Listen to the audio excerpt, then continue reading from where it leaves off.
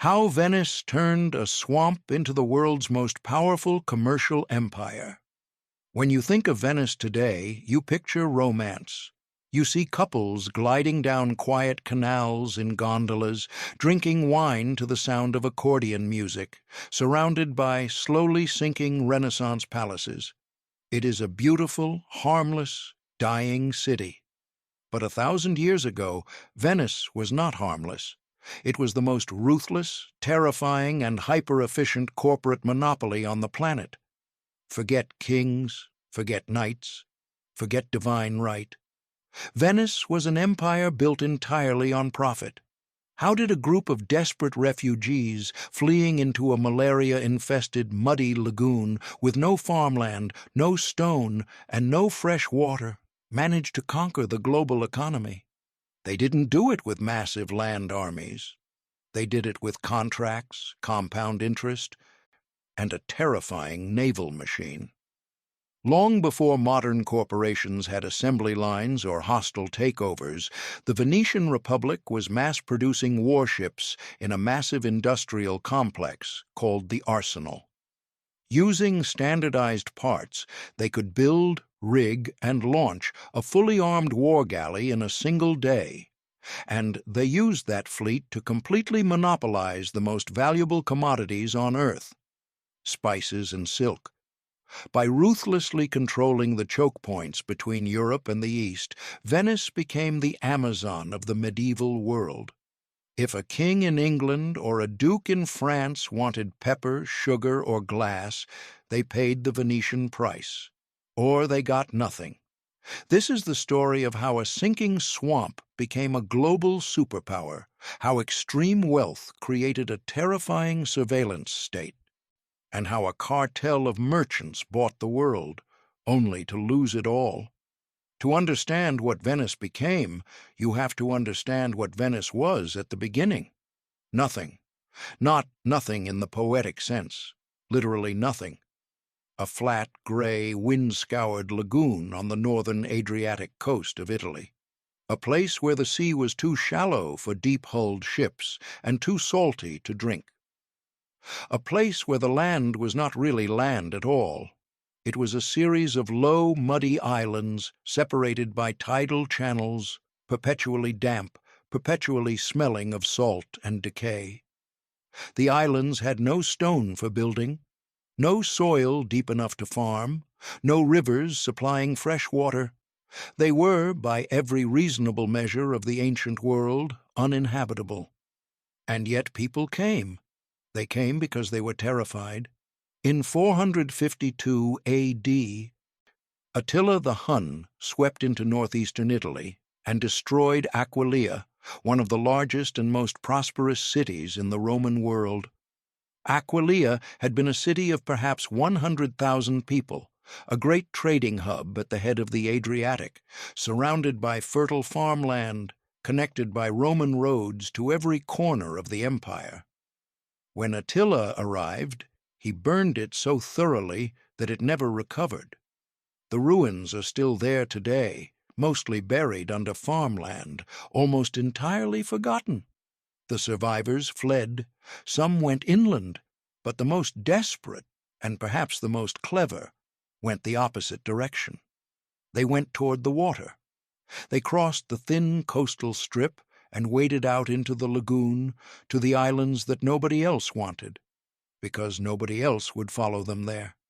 This is the founding myth of Venice, repeated for centuries by Venetian chroniclers who loved the narrative of a people born from catastrophe. And, like many founding myths, it contains a truth, though the truth is more complicated than the myth.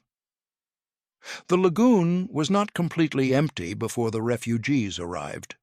Archaeological evidence shows that the islands had been used by fishermen and salt traders for generations before Attila. There were already small communities scattered across the shallow water, living in houses built on wooden piles driven into the mud. These people knew how to navigate the shifting channels.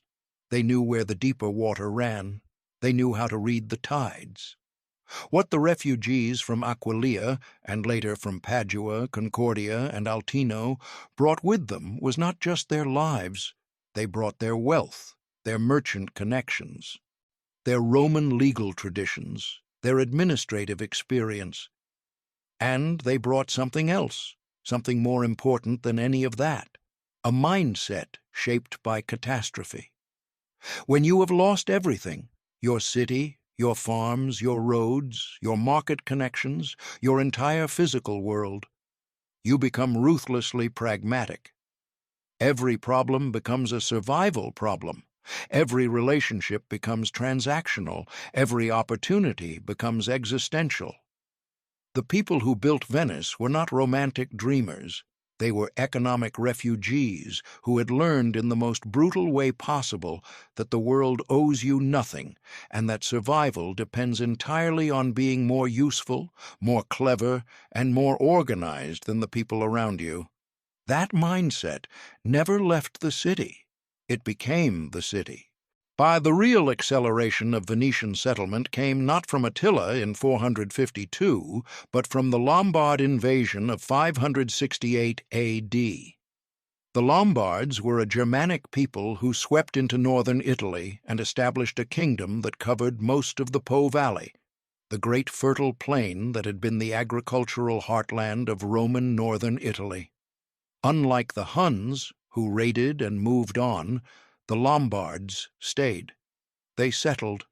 They occupied the cities, the farms, the roads. The entire social and economic world of Roman northern Italy simply ceased to exist as it had been. The population that flooded into the lagoon now was not just the desperate poor.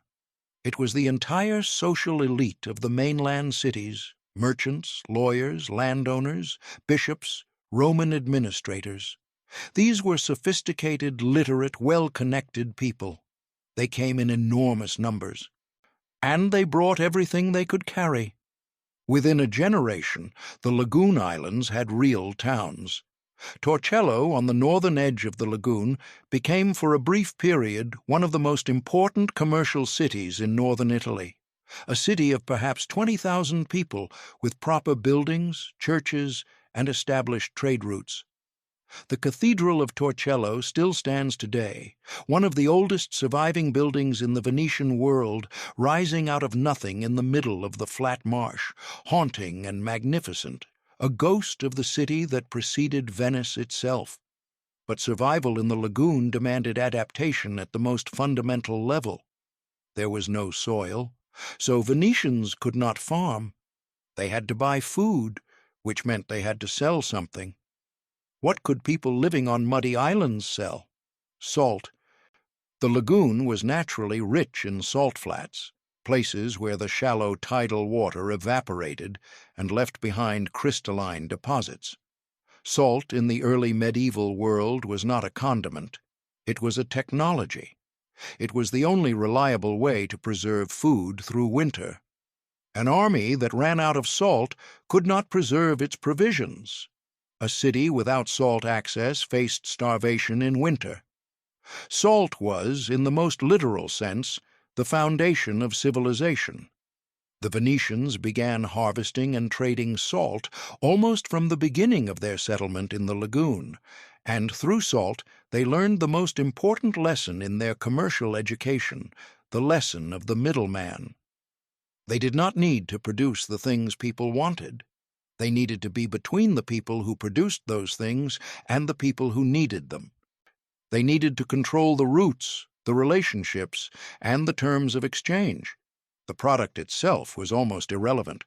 What mattered was the position in the network. Salt taught Venice how to be Venice. The other great advantage of the lagoon was invisible, easy to miss, and ultimately more important than anything else: the Byzantine connection. When the Western Roman Empire collapsed in 476 A.D., the Eastern Roman Empire, what historians call the Byzantine Empire, though the Byzantines themselves simply called it Rome, continued for nearly another 1,000 years, centered on Constantinople. Byzantine Italy was a fractured, contested mess, But Byzantium maintained formal sovereignty over certain coastal territories, including the island clusters of the Venetian lagoon. This meant Venice was, technically, Byzantine. It was a legal fiction that the Venetians were able to exploit with extraordinary skill for centuries. As Byzantine subjects, Venetian merchants had access to Byzantine trade networks, and those networks reached from Italy to Syria, from Egypt to the Black Sea. Byzantine merchants operated under a sophisticated commercial legal system, with courts, contracts, and defined property rights that were simply not available in the barbaric chaos of the Lombard or Frankish kingdoms to the west. More practically, Byzantine subjects had preferential access to the markets of Constantinople, the largest city in Europe from the fall of Rome until at least the 12th century, with a population that may have reached 500,000 at its peak. Constantinople was not just a city, it was the terminal market for everything that came from the east: silk, spices, jewels, ivory, perfume, dye, everything that the wealthy of Europe wanted desperately and could only get through the east. And Venice was the western tip of the Byzantine world.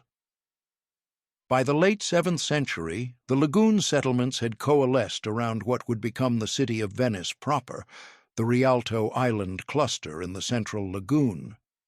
The Rialto had a deep water channel that could accommodate larger ships.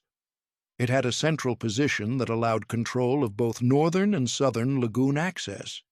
It had higher ground, relatively speaking, that was less flood-prone than many of the outer islands.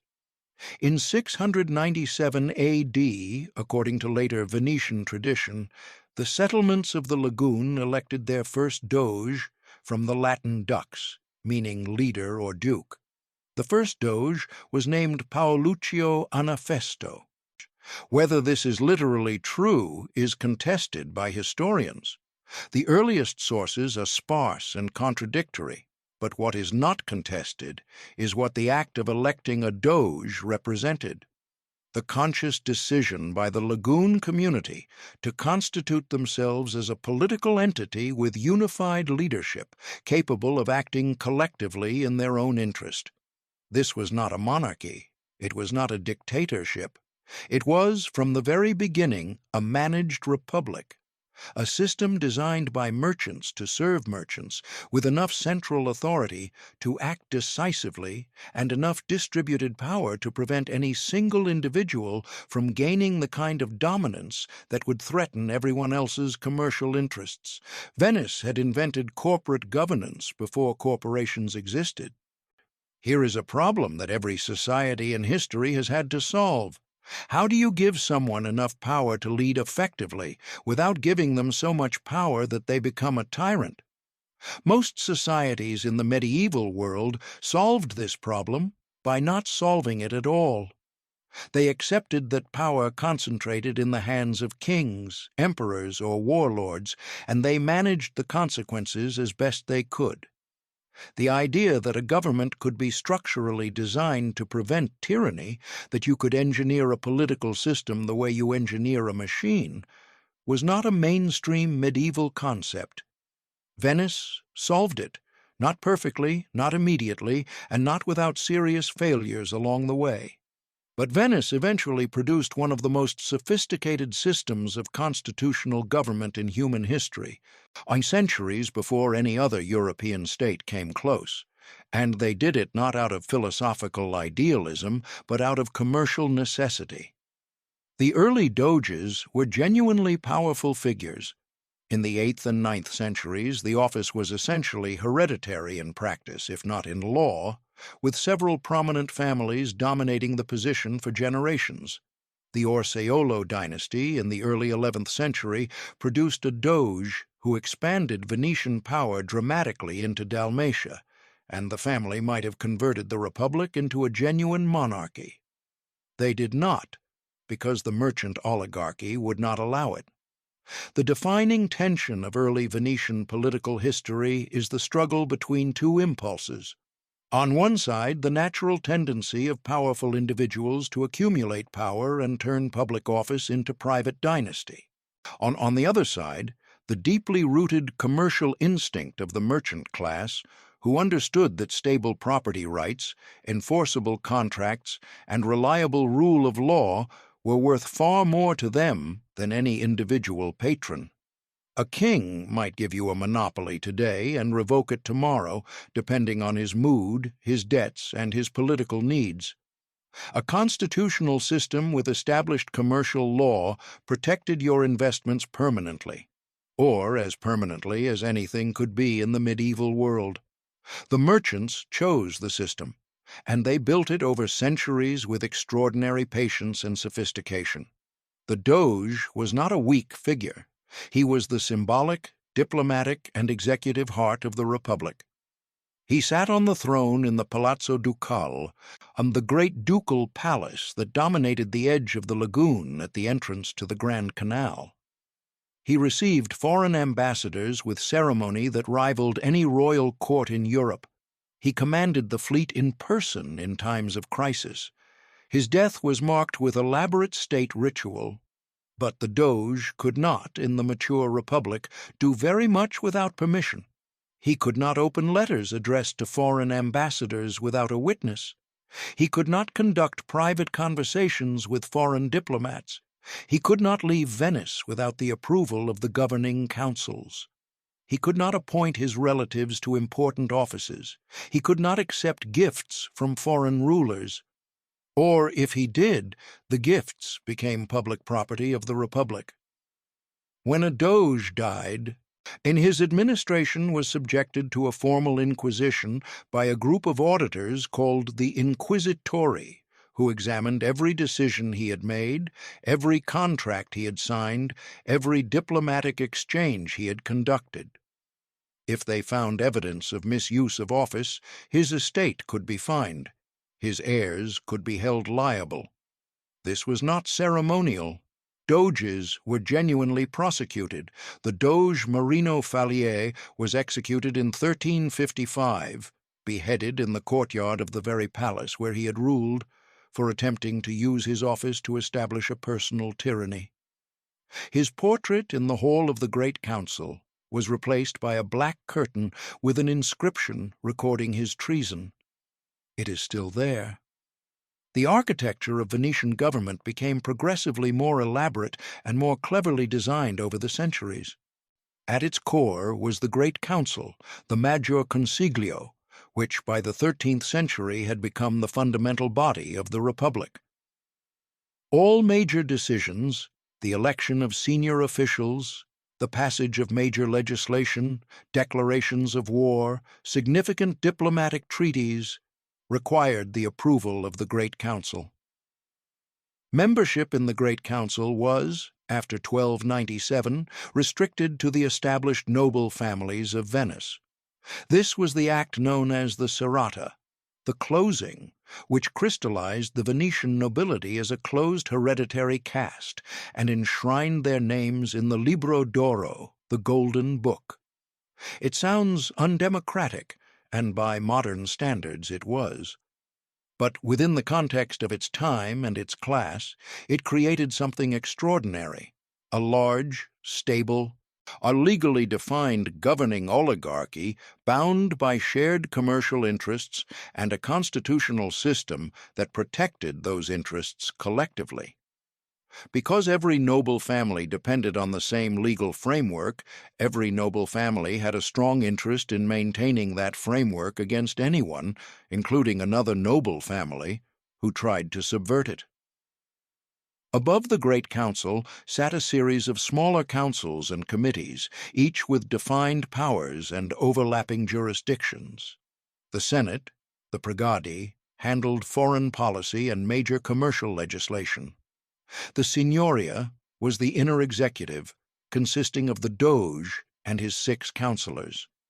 The Council of 40, the Quarantia, was the Supreme Court. And above and outside all of these, watching everyone with cold, unblinking eyes, was the Council of 10. We will return to the Council of 10. They deserve their own story. What is important here is the overall design logic of the system. It was deliberately fragmented. Power was distributed across multiple bodies, each with a veto or oversight capacity over the others. No single individual and no single faction could accumulate enough power to control the whole machine. The Venetians also developed what may be history's most elaborate system for preventing electoral fraud. Important elections, particularly the election of the Doge, used a process of extraordinary complexity designed to neutralize both bribery and faction. The process involved multiple rounds of balloting, alternating with lottery selection, creating a result so randomized that it was genuinely impossible to predict or fix in advance. And here is how it worked in its mature form. For the election of a Doge, the Great Council assembled. 30 members were selected by lot. Those 30 were reduced by lot to 9. The 9 nominated 40 candidates. The 40 were reduced by lot to 12.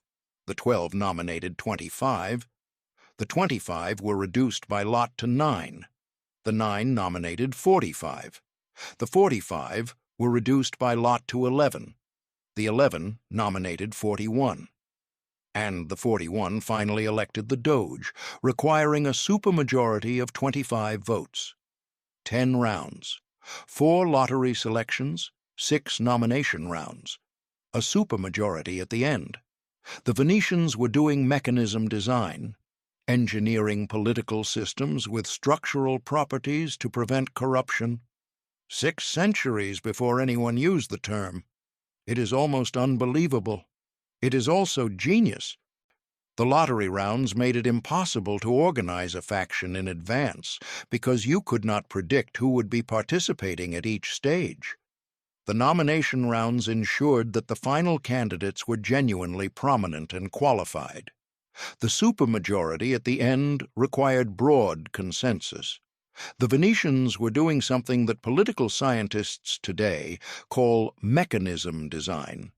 Engineering systems with specific structural properties to produce desired outcomes. They were doing it empirically, through trial and error, over centuries of constitutional evolution. And they were doing it 600 years before anyone used the phrase. This was not accidental sophistication. It was the direct product of a commercial culture that applied the same analytical intelligence to politics that it applied to trade. Problems were systems to be designed. Systems could be improved. Human nature was a given, and you built your institutions around human nature rather than pretending it was better than it was. The Venetians assumed correctly that every person in their government would try to use their position for private gain if they could. So they built a system in which they could not. In the year 991 A.D., something happened that changed Venice's trajectory permanently and made the Republic's subsequent dominance of Mediterranean trade inevitable. The Byzantine Emperor Basil II, fighting an expensive and exhausting war against Bulgaria, needed money. He needed ships. He needed the logistical support that only a well-organized maritime power could provide. He turned to Venice. In exchange for Venetian naval assistance, ships, crews, supplies, the emperor issued a document called a chrysobull, a golden bull. It was not a treaty between equals, it was a grant of extraordinary commercial privilege. It reduced the customs duties that Venetian merchants paid at Byzantine ports to a flat rate of 2%. When other foreign merchants paid 10%, and Byzantine merchants themselves paid 10%. 2%, when everyone else paid 10%. Do the mathematics. A Venetian merchant importing silk from Constantinople had an 8 percentage point advantage over every competitor. On a cargo worth 1,000 gold coins, that was 80 coins of pure profit before the merchant had done anything except be Venetian. At scale, across hundreds of ships and thousands of transactions per year, this was not a commercial advantage. It was a commercial revolution. Venice had been granted, by the legal authority of the most powerful state in the Mediterranean world, a permanent structural advantage over every other trading nation in the world. They used it without mercy. To understand how Venice leveraged this advantage into total commercial dominance, you need to understand the geography of medieval trade. In the year 1000 AD, if you were a wealthy nobleman in England, France, or Germany, and you wanted pepper, black pepper, the spice that made preserved winter meat edible and that was valued at its weight in silver, there was only one path that pepper could take to reach you. The pepper grew in southern India, on the Malabar coast. Arab merchants bought it and shipped it across the Indian Ocean to the Persian Gulf or the Red Sea.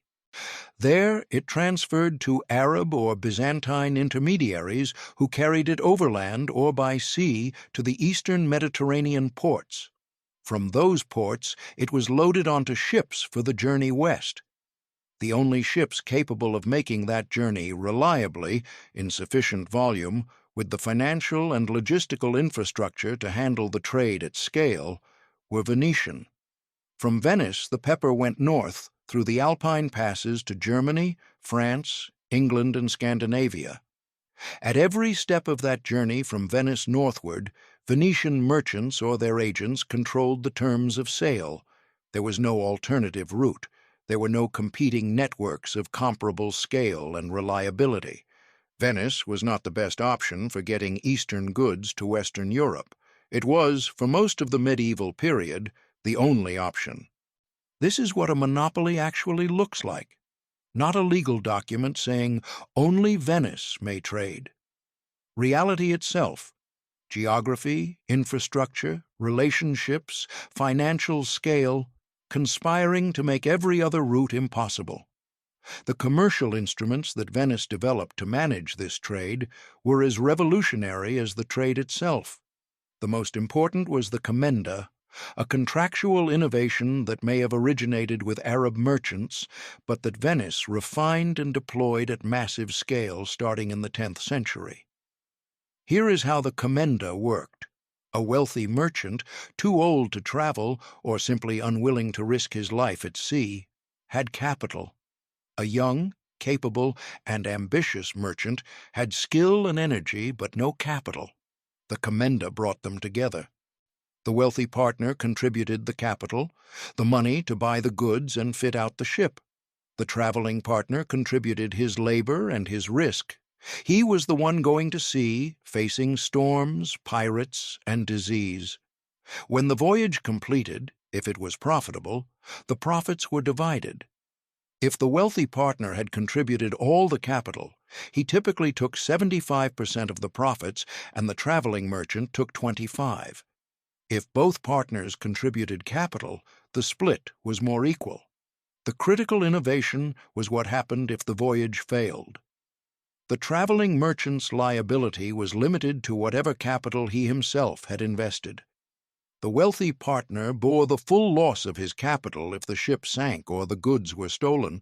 This was limited liability, one of the most important financial innovations in human history, operating in Venice in the 10th century. 600 years before limited liability was formally institutionalized in English company law.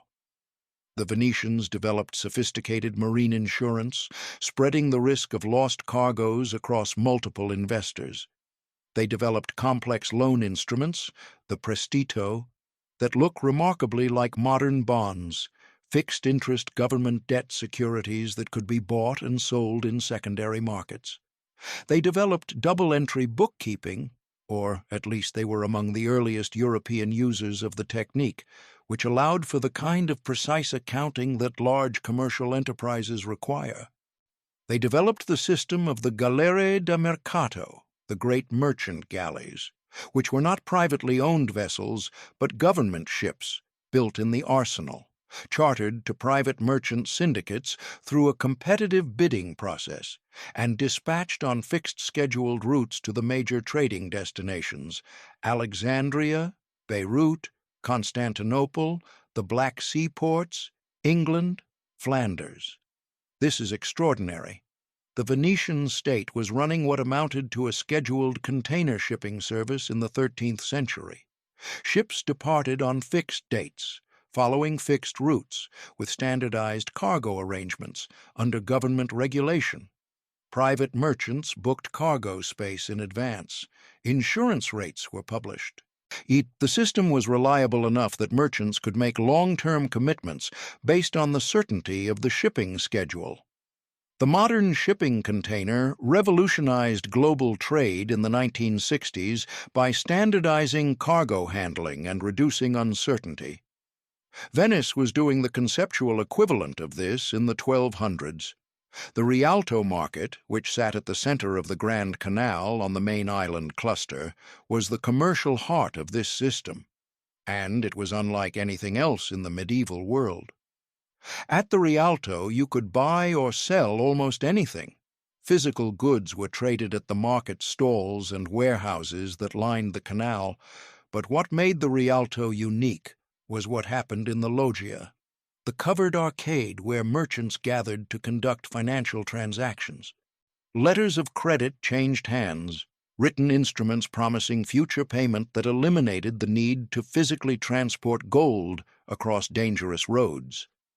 Bills of exchange were traded, complex multi-party instruments that allowed a merchant in Venice to pay for goods in Alexandria using Venetian credit that would be settled months later in London. Foreign exchange was managed. The prices of dozens of different currencies from Genoa to Cairo to Bruges were tracked and arbitraged by specialist money changers. The Rialto was, in function, if not in name, a financial market. It aggregated information, priced risk, and facilitated the transfer of value across enormous distances with minimal friction. Nothing comparable existed anywhere in Europe, and the closest analog was the medieval Islamic world's financial system. And Venice had learned much of its practice from precisely that source. There is something genuinely strange about Venice in this period that is worth pausing on. Venice was a Christian city. It was the seat of a patriarch, the holder of the relics of St. Mark, a city that spent enormous public money on churches and religious ceremony. It was deeply and ostentatiously Catholic. And yet Venice traded with Muslims without a moment of moral hesitation.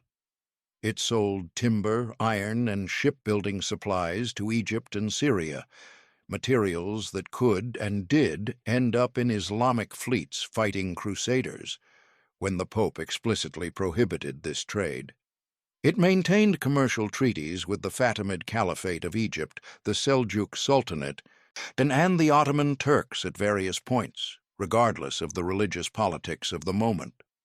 The Venetian Senate's response when the Pope threatened excommunication for trading with Muslims was essentially, "We understand your concern, and we will take it under advisement." They then continued trading. This was not secret hypocrisy. It was official policy, publicly known, openly defended. The argument was essentially, commerce is the life of Venice, and Venice's commercial success serves the good of all Christendom by maintaining a prosperous and capable ally in the Mediterranean. We therefore do not allow theological considerations to override economic calculations. This argument, profit is a higher good than piety, would have been considered monstrous blasphemy in most of medieval Europe. In Venice, it was the founding principle of the Republic. In 1104 AD, Venice began building something that had never existed anywhere in the world before and would not be matched for another 4 centuries. They called it the Arsenale. The name comes from the Arabic dar as Sina'a, house of industry. The etymology is revealing. The Venetians learned the concept of the state shipyard from the Arab world, which had maintained government naval workshops at Alexandria, Tunis, and other Mediterranean ports. But what Venice built at the eastern end of the city was on a scale and with an organizational sophistication that dwarfed anything that had preceded it. At its peak in the 15th century, the arsenal covered 60 acres. 60 acres of walls, docks, workshops, warehouses, rope walks, and assembly yards in the heart of a city built on water. It employed between 1,500 and 2,000 workers on a permanent full-time basis, the arsenalotti, and could surge to 16,000 workers in wartime.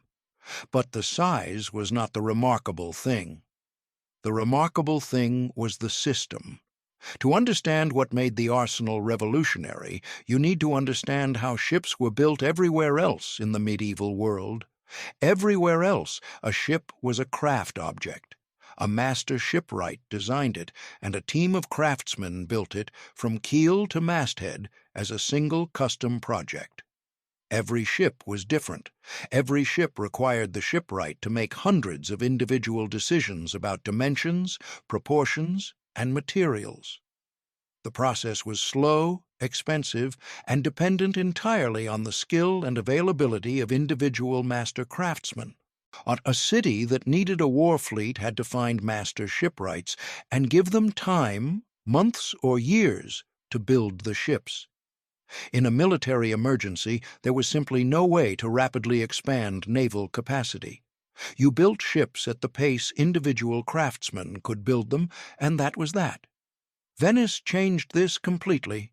The arsenal developed a system of standardized ship designs, particularly for the war galley, the trireme's medieval successor that was the standard fighting vessel of the Mediterranean.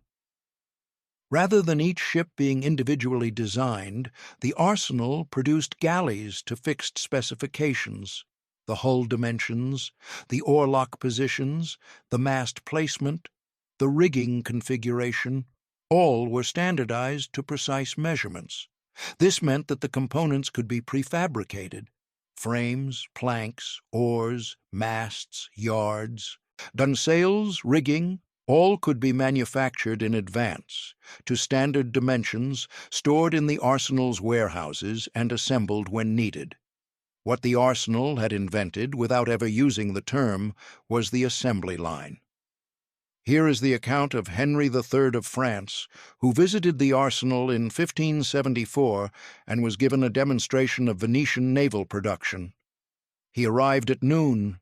He was taken to the great dock where a partly assembled galley hull waited, floating in the water.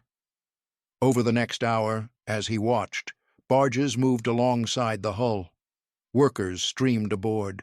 Ropes were passed, masts stepped, oars slid through the tholepins, sails bent to yards, armament loaded, provisions passed below. When Henry sat down to dinner, the meal had been specifically prepared as a demonstration, and it was a full feast, and not a snack. The galley was not yet ready. When he rose from the table, it was.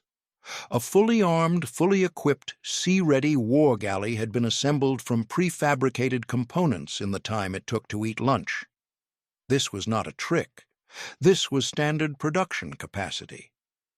In the crisis mobilization of 1570, responding to the Ottoman threat that would culminate in the Battle of Lepanto the following year, the arsenal produced 100 war galleys in 2 months.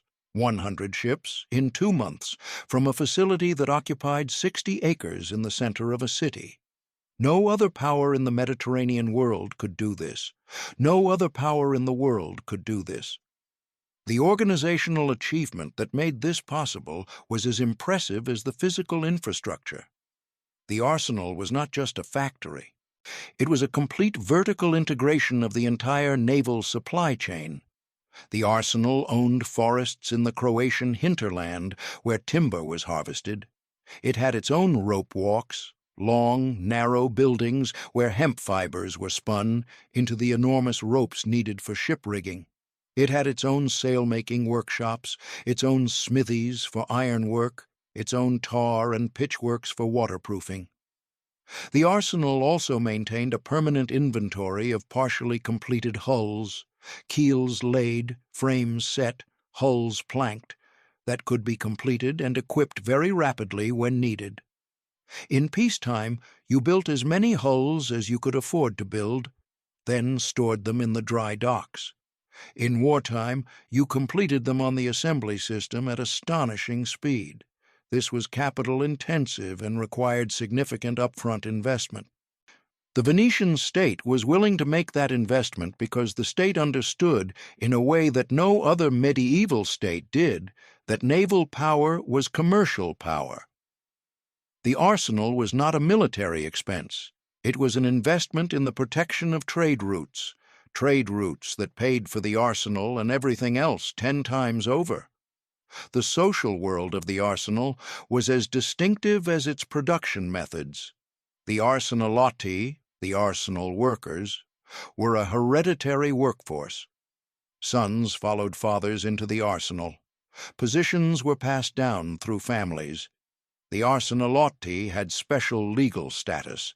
They were Venice's most privileged workers, with guaranteed employment, guaranteed wages, state-provided housing in the neighborhood around the arsenal, and a set of formal rights and privileges that were written into Venetian law. In return, the arsenalotti were always on call. They were the Republic's rapid reaction force, not soldiers, but the technical specialists who could mobilize the fleet on short notice. They served as guards at state ceremonies. They were present at the death of a doge, forming an honor guard. They were trusted with the secrets of the arsenal. And those secrets were genuine state secrets, protected with the ferocity that Venice applied to all strategic information. A foreign agent who attempted to infiltrate the arsenal, steal ship designs, or suborn arsenal workers faced penalties that went beyond the merely severe. Venice did not have a death penalty for most crimes. For espionage aimed at the arsenal, it did. But the arsenal was not just a military facility. It was a symbol. Every visitor to Venice passed it. Every foreign ambassador, and every merchant, every dignitary who arrived by sea saw the arsenal's high red brick walls running along the lagoon edge of the city, stretching for what seemed like miles. The twin towers at the main entrance, the Porta Magna, faced the lagoon with an expression that mixed artistic grace with unmistakable menace. The arsenal was Venice's message to the world. It said, "We can build a fleet faster than you can threaten us. We can outproduce you. We can outsupply you. We can outlast you. Do not make us demonstrate this." For most of Venice's history, the message was persuasive enough that they did not have to. Transition. In 1095 A.D., Pope Urban II stood up at the Council of Clermont in France and delivered what may be the most consequential speech in medieval history. He called on the knights and warriors of Christendom to take up arms and march to Jerusalem to liberate the Holy City from Muslim rule and restore Christian access to the sacred places of the faith. The response was extraordinary. Hundreds of thousands of people, knights, nobles, their retinues, and enormous numbers of ordinary people who had no idea what they were getting into, eventually set off for the east. Venice looked at this massive, expensive, desperately logistically complex military operation and thought, how do we make money from this? The Crusades were, from a purely logistical standpoint, a nightmare. Armies of tens of thousands of people had to be transported across the Mediterranean, fed and supplied throughout a campaign of unknown duration, and then either returned home or resupplied for the long term. None of the crusading powers had the ships, the supply networks, or the financial infrastructure to manage this alone. Venice had all three. The First Crusade, launched in 1095, was organized on the overland route and did not heavily involve Venice, a miscalculation that Venice would not repeat. As the crusading movement developed into a permanent military and political presence in the Holy Land, the Crusader states of Jerusalem, Tripoli, Antioch, and Edessa, and as the supply of those states became an ongoing requirement rather than a one-time expedition, Venice moved in. The commercial logic was perfect. The Crusader states needed to be supplied continuously with arms, food, horses, timber, and soldiers. They sat on some of the most valuable trade routes in the world, and they were under constant military pressure that made them chronically dependent on outside support. In exchange for their support, ships, supplies, military assistance, Venice extracted commercial privileges, trading rights in the ports of the Crusader states, tax exemptions, entire quarters of cities, the fondaci, the commercial compounds, where Venetian merchants operated under Venetian law, completely outside the jurisdiction of local rulers. By the mid-12th century, Venice had commercial enclaves in Acre, Tyre, Jaffa, and Jerusalem itself. The enclaves included warehouses, churches, baths, a bakery, a butchery, and mills, entire self-contained communities of Venetian merchants living essentially as a sovereign enclave within foreign cities. But Venice's most profitable crusade relationship was not with the Crusader states in Palestine. It was with the Byzantine Empire. The Venetians had been Byzantine subjects, then Byzantine allies, then Byzantine dependents, then Byzantine commercial partners. By the late 12th century, the relationship had inverted entirely. Venice was now, in commercial terms, the dominant partner.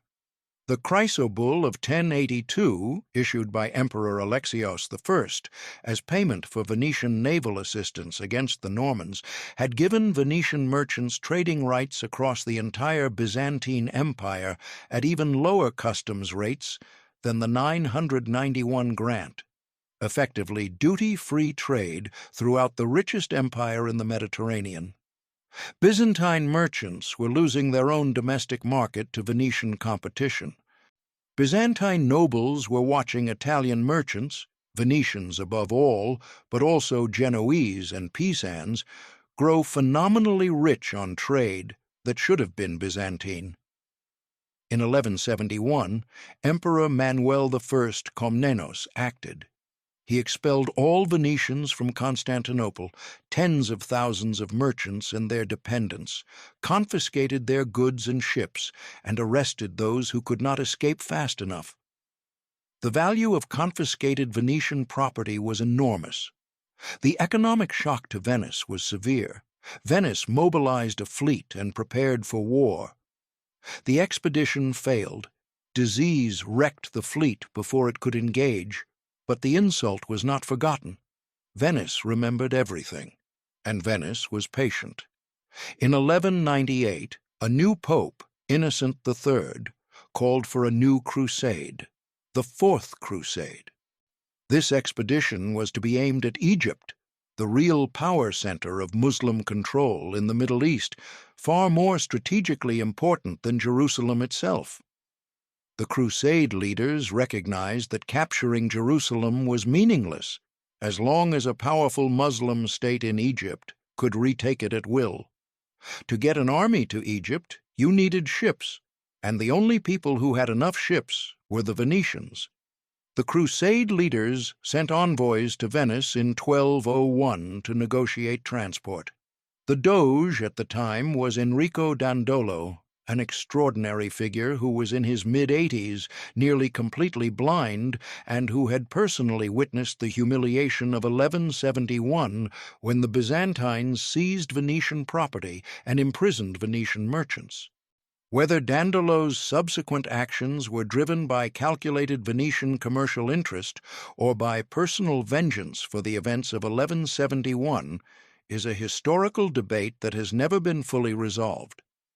What is clear is what Venice agreed to provide: transport for 33,500 men, 4,500 horses, and their equipment, a fleet of roughly 450 vessels, an enormous logistical commitment that required virtually the entire productive capacity of the arsenal, for the sum of 85,000 silver marks. They also agreed to contribute 50 armed galleys at their own expense in exchange for half of all future conquests and plunder. This was an extraordinarily high price. The Crusade leaders accepted it. Then came the problem. The Crusaders expected to muster 33,500 men. They mustered roughly 12,000. At Venice, unable to pay the full sum, agreed. Venice had built the ships. Venice had invested the money, assembled the workers, consumed the timber and rigging and provisions. The fleet was ready, and the Crusaders could not pay. What happened next is one of the most consequential acts of commercial leverage in medieval history. Enrico Dandolo, 85 years old and nearly blind, stood before the assembled Crusade leadership and made a proposal. Venice would defer payment of the outstanding sum. They owed approximately 34,000 marks that they could not produce. In exchange for the deferral, the Crusaders would first stop at Zadar, a city on the Dalmatian coast that had recently defected from Venetian control to the King of Hungary, and retake it for Venice. This was using a holy war as a debt collection tool. Zadar was a Christian city. The King of Hungary was a crusader who had taken the cross himself. The Pope had explicitly forbidden the Crusaders from attacking Christian territories. The Crusaders attacked Zadar anyway. They needed the ships. Venice held the ships. Dandolo held the debt. There was no other option. The Pope excommunicated the entire crusade. Venice had been excommunicated before. The Republic had a practical attitude toward excommunication. It noted the Pope's concerns and proceeded with business. After Zadar, the crusade was supposed to proceed to Egypt. Instead, it went to Constantinople. The full story of how the Fourth Crusade ended up sacking the Christian capital of the Byzantine Empire is complex, involving a Byzantine prince named Alexios, who promised the Crusaders enormous wealth if they helped him reclaim his throne, and the Crusaders' desperate need for the money to pay Venice. But what cannot be ignored is Venice's role. Dandolo's fleet sailed to Constantinople. Dandolo himself, according to the accounts, personally commanded the assault from the prow of his galley when the Venetian fleet stormed the sea-walls, the old Doge standing in the bow as his sailors raised the standard of St. Mark on the ramparts of the greatest city in the world. Constantinople fell to the Crusaders and Venetians in April 1204. What followed was 3 days of systematic looting that shocked even the participants. The looting of Constantinople was the most profitable single act of commercial violence in medieval history. The Byzantine capital had accumulated the wealth of 1,000 years of the world's most sophisticated civilization. Its churches contained relics, jewels, gold, and art of incalculable value. Its storehouses held centuries of accumulated treasure. Its libraries contained manuscripts that had not existed anywhere else in the world for centuries. Much of it was destroyed. The Crusaders used priceless bronze sculptures for firewood. They smashed mosaic floors. They burned libraries. Venice was more systematic. The 4 bronze horses that had stood above the hippodrome of Constantinople, ancient Greek works of possibly the 4th century BC, among the finest bronzes in the world, were removed and shipped to Venice, where they were mounted above the entrance to the Basilica of San Marco. They stand there today, or rather replicas of them stand there, the originals having been moved inside the basilica for preservation. But for 500 years, the horses of Constantinople stood above Venice's greatest church, a trophy and a declaration. The great icon of the Madonna Nicopaea, the most sacred religious object in the Byzantine world, said to have been painted by St. Luke himself, was taken to Venice, where it remains in the basilica today. The Pala d'Oro, the gold altarpiece of San Marco, encrusted with Byzantine enamel work and gems of extraordinary beauty, was enriched with looted Byzantine panels. Venice also took something more valuable than any of these. The Treaty of Partition that followed the fall of Constantinople assigned to Venice 3/8 of the Byzantine Empire, 3/8 of what had been the world's most sophisticated state. including the islands of the Aegean, key ports in Greece and Asia Minor, and the island of Crete. The Venetian negotiators ensured that the partition gave them not the richest agricultural territories, which would require expensive administration and defense, but the commercially strategic positions, the islands, the ports, the straits, the points through which all eastern Mediterranean trade had to pass. Venice had not conquered the Byzantine Empire, but it had positioned itself to control every route in and out of what remained of it. Let us take a moment to understand what Venice actually got from the fall of Constantinople. Because the conventional narrative focuses on the drama, the ships, the sea walls, the old blind doge at the bow of his galley, and misses the extraordinary commercial calculation that made the entire operation possible. Before we get to the partition, consider what had driven Venice to this point. For nearly 2 centuries, Venice's commercial dominance of the eastern Mediterranean had rested on a single fragile foundation: the chrysobulls, the imperial grants of trading privileges that the Byzantine emperors had issued to Venice. These grants were gifts, not rights. They could be revoked, as the events of 1171 had demonstrated. Every Venetian merchant in Constantinople, however wealthy, however established, lived at the pleasure of an emperor who could, on a single morning, decide to seize everything. This was not an acceptable risk for a republic built on commercial certainty. The conquest of Constantinople eliminated this uncertainty entirely. Venice no longer needed to be granted commercial privileges by the Byzantine emperor. Venice was now a co-sovereign of the Byzantine successor state, the Latin Empire, as it is known to historians, a grotesque hybrid of Western feudalism grafted onto the remains of Byzantine civilization that would last a mere 57 years before a Byzantine successor state reconquered Constantinople in 1261. But 57 years was enough time for Venice to permanently entrench itself in the eastern Mediterranean in a way that could never be entirely undone. The territory that Venice received under the partition of 1204 requires some mapping. The island of Corfu, at the entrance to the Adriatic, whoever held Corfu controlled the gateway between the Adriatic and the wider Mediterranean. Essential. The island of Modon and the peninsula of Coron at the southwestern tip of the Peloponnese. The Venetians called these the 2 eyes of the Republic. Ships rounding the Peloponnese on the route between Venice and Constantinople, between Venice and the Levant, had to pass these points. Whoever held Modon and Coron could tax, inspect, or simply observe every ship on the most important commercial route in the medieval world. Essential.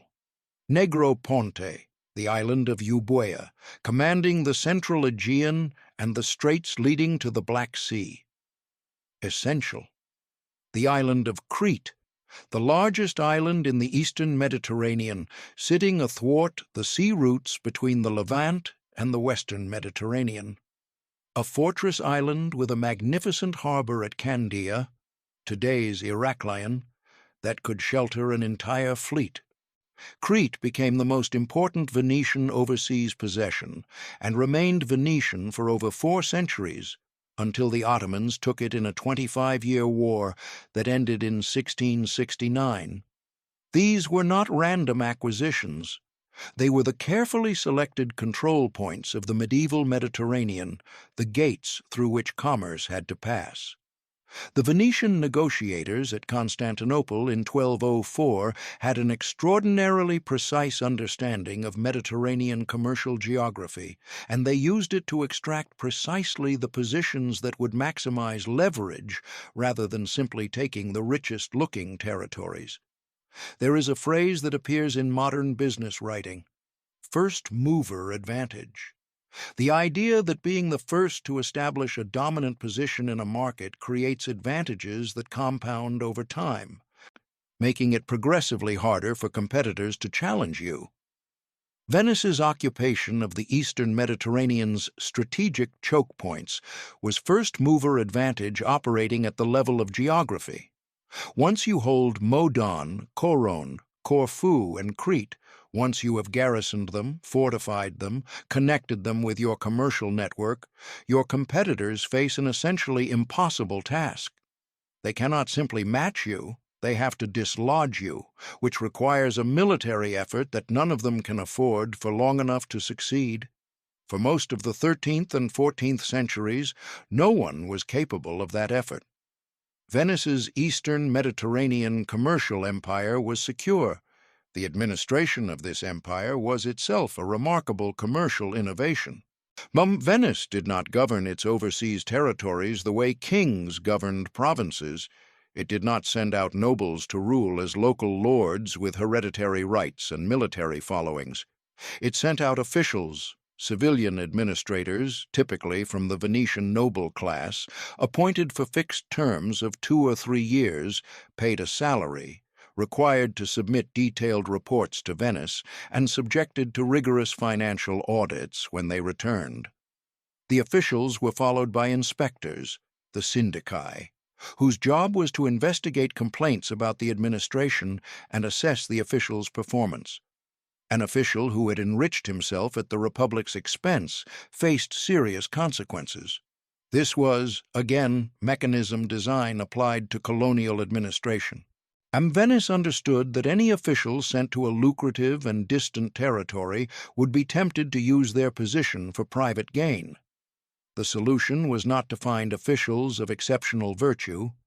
It was to build a system in which private gain at the Republic's expense was sufficiently risky that it was not worth attempting. The territories were administered not primarily as political entities, but as commercial assets. The key question for every administrative decision was, does this maximize the commercial value of this territory to Venice? Trade facilities were maintained. Harbor infrastructure was invested in. Local artisans and producers who generated valuable goods were encouraged and protected. Local populations who resisted Venetian commercial control were suppressed efficiently and without sentiment. What did the populations of these territories actually experience? They experienced a form of colonial administration that was, by the standards of its time, neither unusually brutal nor unusually generous. It was relentlessly commercial.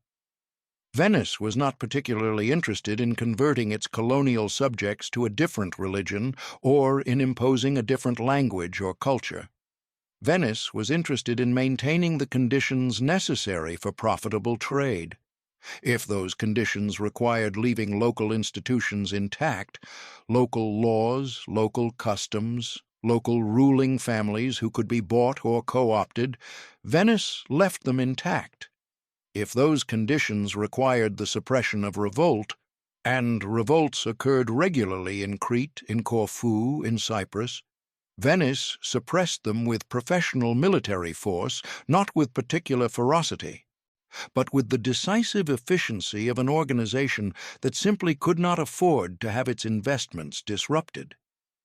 The Cretans revolted against Venetian rule at least 7 times in 2 centuries. Each revolt was put down. Each time, the rebels were dealt with according to the severity of their resistance. Leaders executed, followers pardoned or fined, property confiscated or restored, depending on political calculations about what would best ensure future stability. Then trade resumed, because trade was always the point. The sack of Constantinople and its consequences created for roughly 200 years what amounted to a Venetian commercial empire in the eastern Mediterranean. Not a political empire in the sense of sovereign territory, but a commercial empire in the sense of controlled access. A system in which Venice stood between the producers of the East and the consumers of the West, extracting a toll from every transaction. The scale of the wealth this generated is genuinely difficult to comprehend in modern terms. In the early 14th century, Venice's annual government revenue exceeded that of the French crown. A city of perhaps 100,000 to 120,000 people was generating state revenue comparable to a kingdom of many millions. Individual Venetian merchant families accumulated fortunes that allowed them to finance small wars, build fleets, and lend money to kings. The Venetian nobleman was not a warrior aristocrat on horseback. He was something new in the medieval world, a professional investor sitting in his counting house on the Grand Canal, reading letters from his agents in Alexandria and Beirut and Constantinople and London, calculating interest rates and exchange ratios, managing a portfolio of commercial loans and equity stakes in shipping ventures. He was, in every meaningful sense of the term, a modern businessman operating in the 13th century. And the system he operated within, the Republic, the arsenal, the commercial law, the financial instruments, was the first modern corporation. The Venetians had a name for their overseas empire. They called it the Stato da Mar, the state of the sea.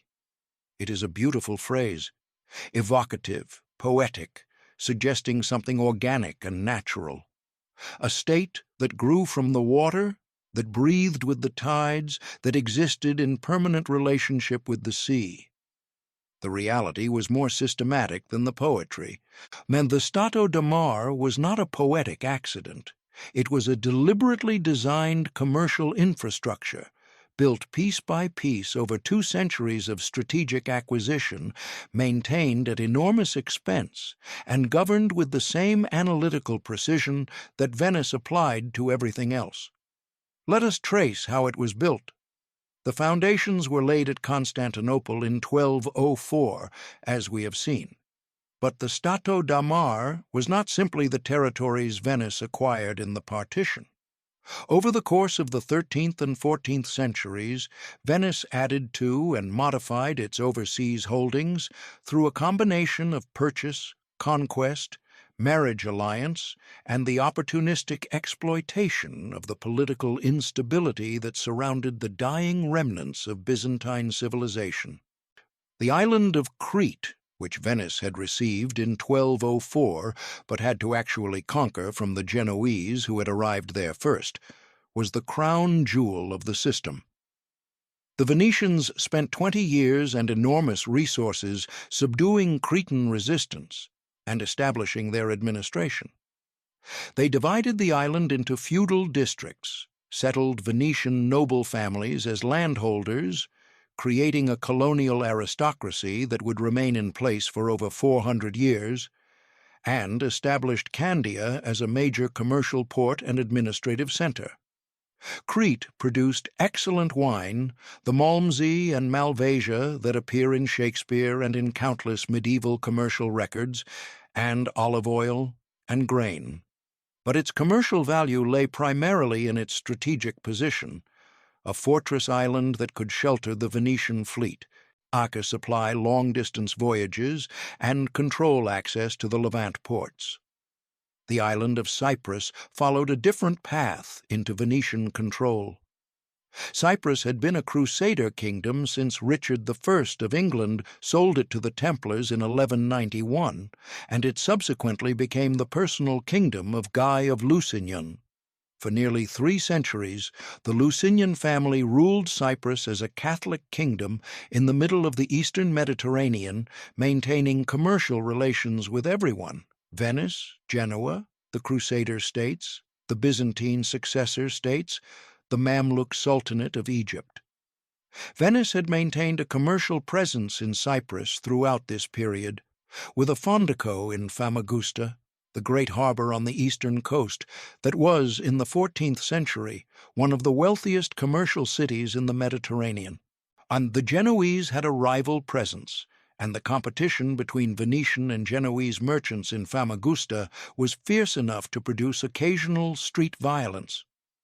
In 1489, the last Lusignan queen of Cyprus, Caterina Cornaro, a Venetian noblewoman who had been married to the Cypriot king, was persuaded to cede the island to Venice.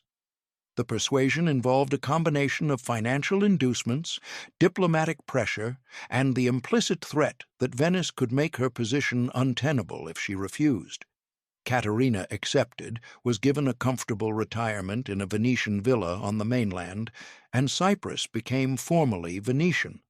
The Venetians now held the most strategically valuable island in the eastern Mediterranean, sitting between the Levant coast and the open sea, just days sailing from the great Mamluk ports of Alexandria and Beirut.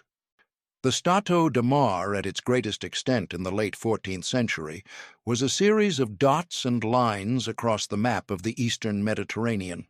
The dots were the islands, the ports, the commercial enclaves: Crete, Cyprus, Corfu, Modon, Coron, Negroponte, the Cyclades Islands, outposts in the Black Sea at Trebizond and Tanna. The lines were the shipping routes that connected them, patrolled by Venetian warships, served by the great merchant galleys that departed on their scheduled voyages according to the timetable published each year by the Venetian Senate. The whole system was oriented around one purpose: moving goods from east to west and extracting value at every node. At Alexandria, Venetian merchants bought Egyptian cotton and spices that had arrived from India and East Africa via the Red Sea route. At Beirut and Acre, and they bought Syrian silk, cotton, and the luxury goods that flowed through the Levant trade routes from Persia and beyond. At Constantinople and the Black Sea ports, they bought grain, furs, slaves, and wax from the Russian and Central Asian hinterlands. At Venice, they sold it all to the merchants of northern Europe, the German traders who came south through the Alpine passes, the representatives of the great banking families of Florence and Siena and Lucca, the occasional English and Flemish buyers who made the long journey to the source of the goods they needed. And at every point of this journey, at every port, every toll station, every commercial transaction, Venice collected its cut. The maintenance of this system required constant vigilance and occasional violence. Venice fought continuously against the Genoese, its principal commercial rival in a series of wars that punctuated the 13th and 14th centuries, against the various Greek successor states that tried to reclaim Byzantine territory, against the local rulers who periodically decided that the Venetian commercial presence in their ports was too expensive, against pirates who found the rich Venetian merchant galleys irresistible targets. The most dangerous of these conflicts was the War of Chioggia, fought against Genoa from 1378 to 1381. This was an existential war. Genoa genuinely threatened to destroy Venice's commercial dominance, and for a period in 1379, Genoese ships had actually penetrated the lagoon and occupied the town of Chioggia within sight of Venice itself. Venetian merchants who looked out their windows across the lagoon could see enemy warships. Venice's response was one of the great comebacks in military history. The Venetians improvised a blockade, trapped the Genoese fleet in Chioggia harbor, and slowly starved them into surrender. The Genoese war machine, which had seemed on the verge of destroying Venice, surrendered in June 1380. Genoa never fully recovered its position as a commercial rival to Venice. The War of Chioggia was the last serious challenge from a rival Italian city-state to Venetian commercial supremacy. But victory over Genoa did not mean security.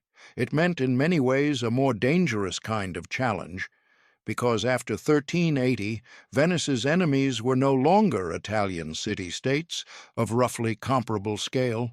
They were far larger, far more powerful, and far more dangerous. The Ottoman Turks were coming. But before we get to them, we need to talk about the internal machinery of Venice, because the surveillance state that Venice built to protect itself from enemies within was as remarkable and in many ways as terrifying as anything it built to fight enemies without. In 1310, a Venetian nobleman named Bahamonte Tiepolo led a conspiracy to overthrow the Republic. The conspiracy failed. It failed almost comically. Rain disrupted the plan, key co-conspirators arrived at the wrong time, and the old woman who dropped a mortar from her window onto one of Tiepolo's standard-bearers, killing him and throwing the conspirators into confusion, became one of the celebrated figures of Venetian popular memory. Tiepolo fled into exile. But the conspiracy scared Venice deeply, and Venice's response to being scared was, characteristically, institutional. In the immediate aftermath of the Tiepolo conspiracy, the Republic created a new body, the Council of Ten. The Council of Ten was, in its official description, a temporary emergency committee. It was made permanent in 1335. It expanded over time. It was actually called the Council of Ten, but typically operated with 17 members, including the Doge and his councillors. And it became, over the following 2 centuries, the most feared and effective intelligence and security apparatus in Europe. The Council of Ten had, in theory, a specific jurisdiction: crimes against the state, treason, conspiracy, the betrayal of state secrets, the corruption of public officials, threats to the Republic's existence. In practice, the Council of Ten had jurisdiction over anything it decided was relevant to state security. And in Venice, on almost everything was relevant to state security, because the state was the commercial enterprise, and the commercial enterprise was the state. The council operated in secret. Its deliberations were not recorded in the publicly accessible archives. Its informants were anonymous. Its methods were not subject to the oversight of the Senate or the Great Council. It could order arrests, conduct interrogations, impose sentences, and execute people without going through the normal judicial process. This is a list of capabilities that sounds, in the modern world, like a description of a secret police. And that is, in essence, what the Council of Ten was. The mechanism through which the Council of Ten received its information was the Bocche di Leone, the lion's mouths. All across Venice, built into walls in public places, churches, market squares, the Doge's palace itself, were stone-carved reliefs of lion heads with open mouths. The mouths were slots. Citizens could insert folded notes through the slot, reporting crimes, conspiracies, and suspicious activities to the Council of Ten. The Bocche di Leone were the Venice-wide equivalent of an anonymous tip line, except that the tips went directly to a body with powers of arrest and execution, and the identity of the informer was never revealed to the accused. The system was extraordinarily effective at suppressing conspiracy. Anyone planning a conspiracy against the Venetian state had to trust every person they told. Any one of those people could, at any moment, walk to a nearby Bocche di Leone and end the conspiracy, and the conspirator, at minimal personal cost. The Council of Ten recognized the potential for abuse, false accusations made for personal revenge or commercial advantage, and attempted to manage it. Anonymous accusations without supporting evidence were not automatically acted upon. The council required corroboration before arresting anyone of significant status, and false accusations, if they could be identified, were treated as seriously as the crimes they purported to report. But the essential design was clear. Venice wanted its citizens to watch each other, and it built a physical infrastructure to make that watching convenient. The Council of Ten's jurisdiction extended far beyond domestic conspiracy. Foreign intelligence was a major preoccupation. The Venetian state maintained, from at least the 13th century, what was probably the most sophisticated foreign intelligence apparatus in Europe. Venetian ambassadors, the baili, were not primarily diplomatic representatives in the modern sense. They were intelligence officers. Their official reports to the Senate, the relazioni, were systematic assessments of foreign courts, the personalities of kings and ministers, the state of their finances, the reliability of their military forces, the factions at court, the commercial possibilities and threats. These reports were formal documents, filed at the conclusion of a posting, read by the Senate, and archived. The Venetian State Archive, the Archivio di Stato, contains thousands of these relazioni, spanning centuries. They are an extraordinary historical source, and for the historians who study them, they reveal a state that was systematically gathering, analyzing, and acting on foreign intelligence in a way that no other European state came close to matching until the 16th century at the earliest. The Venetians also maintained networks of paid informers in foreign courts, a practice that every state used, but that Venice systematized to a degree others did not. Foreign merchants resident in Venice were encouraged, sometimes required, to report anything commercially or politically significant that they learned. The large communities of Greek, Turkish, Armenian, and German merchants who lived in Venice's Fondaci were simultaneously commercial partners and potential intelligence assets. The most sinister, and in many ways most fascinating, aspect of the Council of Ten's operations was its use of assassination. The Council of Ten maintained records of decisions to murder foreign rulers, military commanders, and other figures identified as threats to Venetian interests. These records survive. They are in the Venetian State Archive, filed among the deliberations of the Council, written in the flat bureaucratic prose of administrative decisions. It has been decided, by a majority of the Council, that name shall be eliminated, and that a reward of sum shall be paid to whomever accomplishes this. Standard formula from the deliberations of the Council of Ten. One such record, from 1415, concerns an offer to assassinate the Holy Roman Emperor Sigismund, one of the most powerful monarchs in Europe, for the sum of 2,000 ducats. The offer was declined, but the deliberation was recorded. This is not the behavior of a medieval republic that has stumbled accidentally into running a secret service.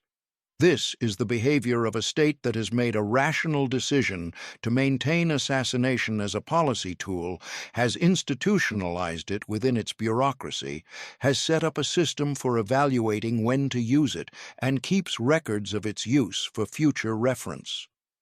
The Council of Ten was Venice's corporate security department, and it played for keeps.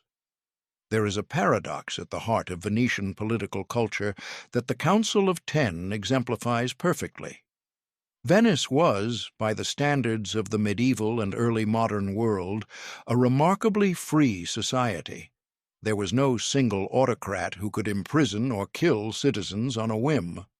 There was an established rule of law that even the most powerful noble families had to respect. Commercial activity was free in ways that were genuinely exceptional for the era. Contracts were enforceable, property rights were secure, innovation was permitted and even encouraged. But the price of that freedom was constant, pervasive, mutual surveillance. In a monarchy, you feared the king. You knew who your potential oppressor was, where he lived, what he looked like. In Venice, you feared the system, and the system was everywhere. It was in the Bocca di Leone on the corner. It was in the bailo who filed his reports about your commercial activities abroad. It was in the Council of Ten's anonymous deliberations that could result, with no warning and no public process, in your arrest, your exile, or your death. This is the bargain that Venice's citizen merchants made. Freedom from individual tyranny, in exchange for submitting to collective surveillance, personal liberty, bounded by institutional watchfulness. It was, arguably, a better deal than most medieval Europeans got, but it was not a comfortable deal. The city of romance was also a city of fear. The gondoliers knew which houses the council's men watched. The merchants at the Rialto knew which conversations were safe to have in the open and which required a private room. The noble families knew that the Bocca di Leone on the way to church was always open, They lived with this knowledge the way you live with any ambient danger, by adapting to it, by working around it, by making it part of the texture of normal life. And Venice prospered, which was perhaps the point. Venice preferred commerce to war. This is true. But it would be a serious mistake to conclude that Venice was peaceful. The Venetian Republic fought continuously, for roughly 1,000 years, against an extraordinary roster of enemies. Some of these wars were commercial in origin, fought to protect trade routes or destroy commercial rivals. Some were defensive, responses to threats that Venice could not negotiate its way out of. Some were opportunistic, the exploitation of other people's crises to expand Venetian territory and influence. All of them were, ultimately, fought for the same purpose, to protect and expand the commercial empire. The wars against Genoa form the longest and most bitter thread in Venetian military history. Genoa and Venice were, in the medieval Mediterranean, the two great commercial powers, the two cities that competed directly for the same routes and the same markets and the same strategic positions. Their rivalry was not merely commercial, it was visceral, personal, and conducted with a ferocity that surpassed their conflicts with any Muslim power. The wars between Venice and Genoa punctuated the 13th and 14th centuries. The War of St. Sabas in the 1250s and 1260s fought over a disputed monastery in Acre that became the proxy for total commercial war. The Curzola War of 1298, in which Genoa captured Venice's most famous sailor, Marco Polo, whose imprisonment in Genoa gave him the time and the audience to dictate his account of his travels in China. The War of Chioggia, from 1378 to 1381, which we have already described. Each war was fought at sea, galley fleets meeting in the Adriatic, the Aegean, and the waters off the Levant coast, and each produced innovations in naval tactics, galley design, and fleet logistics that pushed both sides to greater and greater naval sophistication. Venice won, not easily, not quickly, but ultimately, decisively. After the War of Chioggia, Genoa ceased to be a serious commercial rival in the eastern Mediterranean, though it maintained important positions in the Black Sea and on the routes to northwestern Europe. The wars against the mainland Italian powers constitute a different chapter. For most of its history, Venice was content to be a maritime power and left mainland Italy largely alone. The city's commercial interests were maritime, not agricultural, and the political risks of becoming entangled in the perpetual wars of the Italian mainland seemed to outweigh the possible gains. This changed in the 15th century when Venice made the decisive, and in retrospect, perhaps fateful, decision to expand onto the Italian mainland. The reasons were defensive. Milanese expansion under the Visconti family was threatening the Alpine passes through which Venice's trade connections to northern Europe flowed. Venice needed to control the mainland hinterland to protect those routes. The result was the building of the terra firma, Venice's mainland Italian state, covering most of northeastern Italy, with Padua, Vicenza, Verona, Brescia, and Bergamo as its major cities. The terra firma gave Venice the agricultural resources and population base to sustain a larger army and the political heft to participate in Italian power politics. But it also transformed Venice from a pure maritime power into a mixed maritime territorial state. And mixed states, as Venice's subsequent history would demonstrate, face different and more complex threats than pure maritime ones. The League of Cambrai in 1508 was the consequence.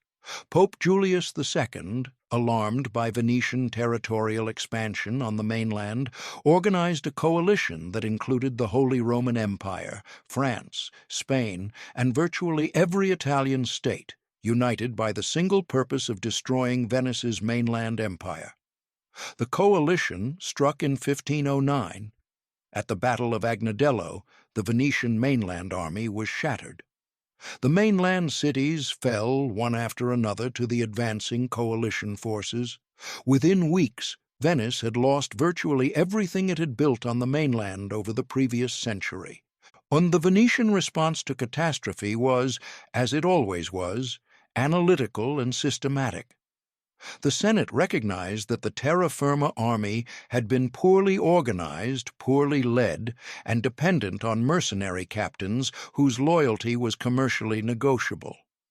Rather than rebuilding the same system that had just failed, Venice reformed its military administration from the ground up. Better contracts, stricter oversight of condottieri commanders, stronger fortifications, a reorganized logistics system. More importantly, Venice deployed the tool it was most skilled with: diplomacy backed by money. It negotiated separately with each coalition member, offering concessions and payments that were individually attractive enough to peel them away from the coalition. Within 4 years, the coalition had collapsed, and Venice had recovered most of its mainland territory. Venice had been nearly destroyed. It had recovered through a combination of institutional resilience, financial depth, and diplomatic sophistication that no other state in Europe could match. But the war that defined Venice most profoundly, the war that hung over the Republic for 2 centuries and finally, slowly, killed it, was not a war against another European state. It was the war against the Ottoman Empire. The Ottomans were something entirely new in the geopolitical landscape of the Eastern Mediterranean. They were not a Byzantine successor state, not another Islamic caliphate, not a nomadic raiding force.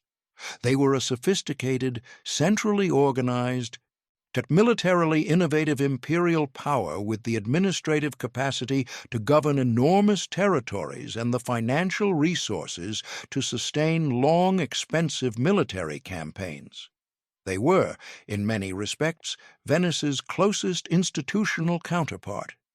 2 highly organized, commercially sophisticated, administratively capable states, one the remnant of the ancient Byzantine world, the other its Islamic conqueror, competing for control of the same geographical space. The difference was scale. The Ottoman Empire eventually comprised 50 million people and could sustain military efforts that simply dwarfed anything Venice could produce. Before we get to the full story of the Ottoman confrontation, let us pause to understand exactly what was at stake commercially, because the spice trade is the clearest and most astonishing demonstration of what Venice's monopoly actually meant. In the year 1400, black pepper cost approximately the same as silver by weight in the markets of northern Europe. Not as precious as gold, but comparable to silver. This is extraordinary. Pepper grows in enormous quantities on the Malabar coast of India. It is a vine. In its growing regions, it is abundant, cheap, and ubiquitous. Indian cooks use it by the handful. In England, in 1400, a merchant needed to pay its weight in silver to obtain it. The entire difference, the gap between a handful of worthless peppercorns on a vine in Kerala and a tiny precious quantity of black gold in a London market stall, was the supply chain. And the supply chain ran through Venice. The spice trade in its medieval form involved an extraordinary number of intermediaries, each of whom added cost, and each of whom depended on Venice as the final aggregator and distributor. The spices of the East, pepper, cinnamon, cloves, nutmeg, mace, ginger, cardamom, grew in South and Southeast Asia. Arab dhows carried them across the Indian Ocean to the Persian Gulf or the Red Sea. Overland caravan routes or Red Sea shipping carried them to the Levant ports, Alexandria, Beirut, Acre, Aleppo. At these ports, Venetian merchants bought them wholesale. Venetian galleys then transported them west to Venice, where they were unloaded at the Rialto weighed, assessed for quality, taxed by the Republic, and sold to wholesale buyers.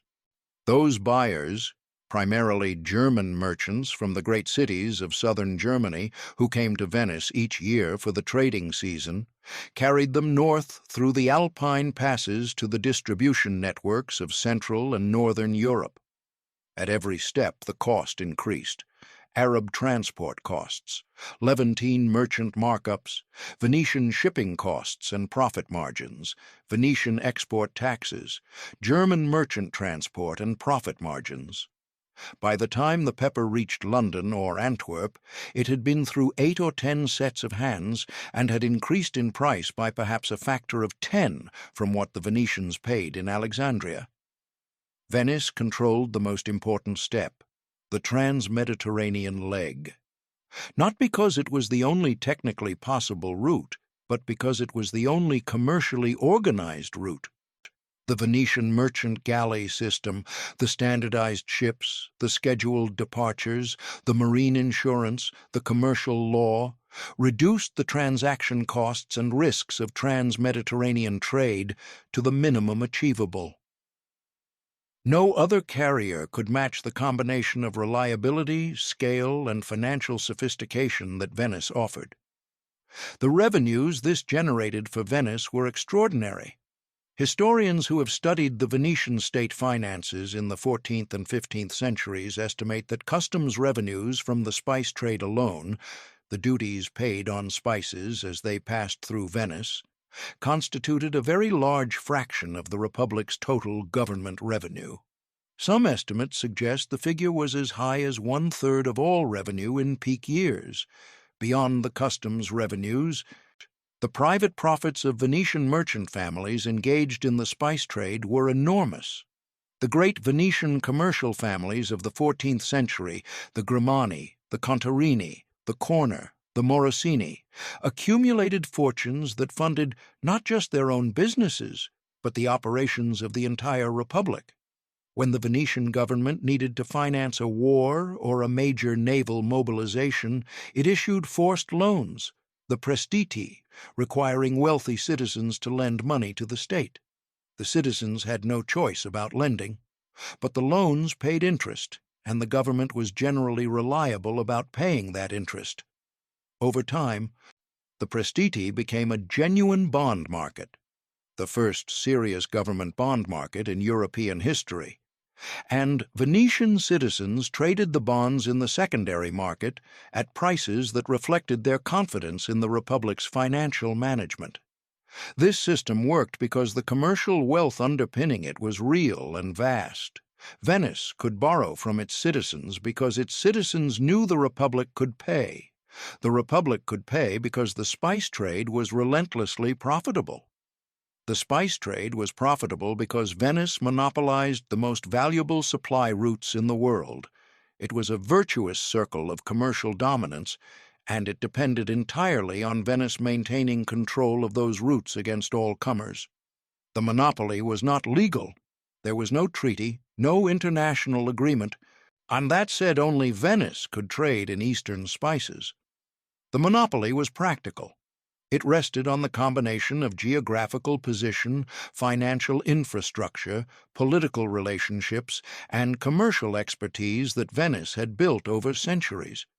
But that made it no less complete. Practical monopolies are as effective as legal ones, and harder to challenge, because challenging them requires matching an entire system rather than simply violating a rule. Several European powers tried to develop alternative trade routes. The Portuguese, from the late 15th century, attempted to find a sea route around Africa to the Indian spice sources, bypassing the Ottoman-controlled Middle East, and by extension, Venice entirely. When Vasco da Gama reached India in 1498 after rounding the Cape of Good Hope, the Portuguese had found that route.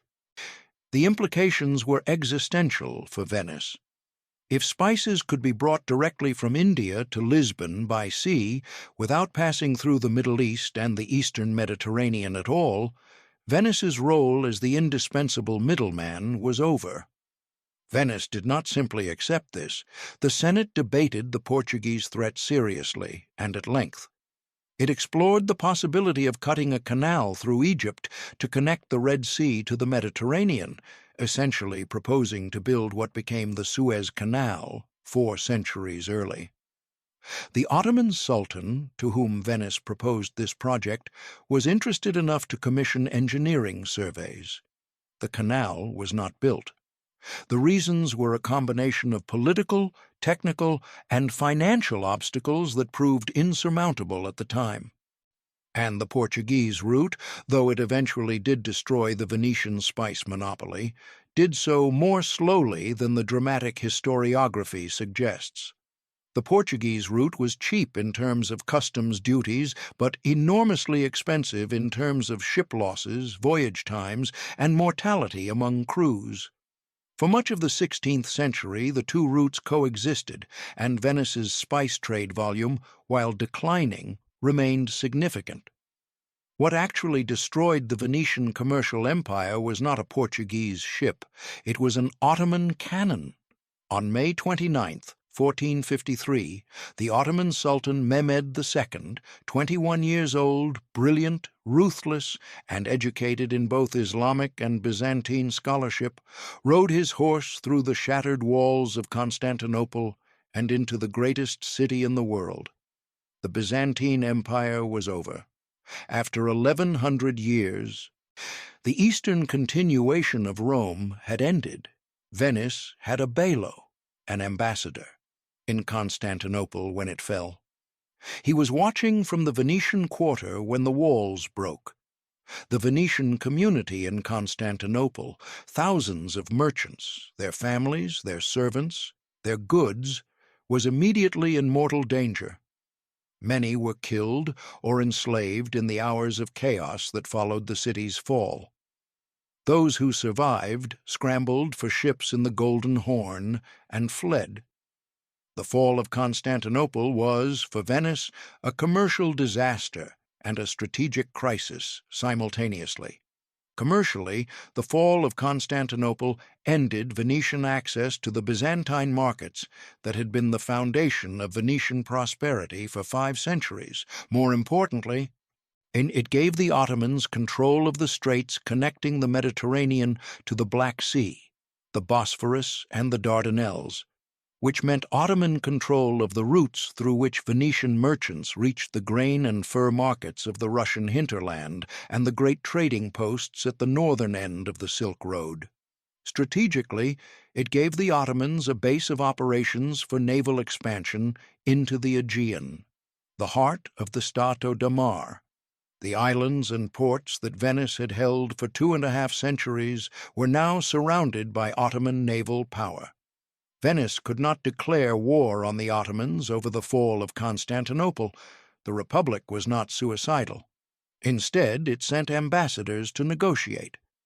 Within 2 years, Venice had reached a new commercial treaty with Mehmed II, accepting reduced trading rights in exchange for the right to maintain a commercial presence in what was now Ottoman Constantinople.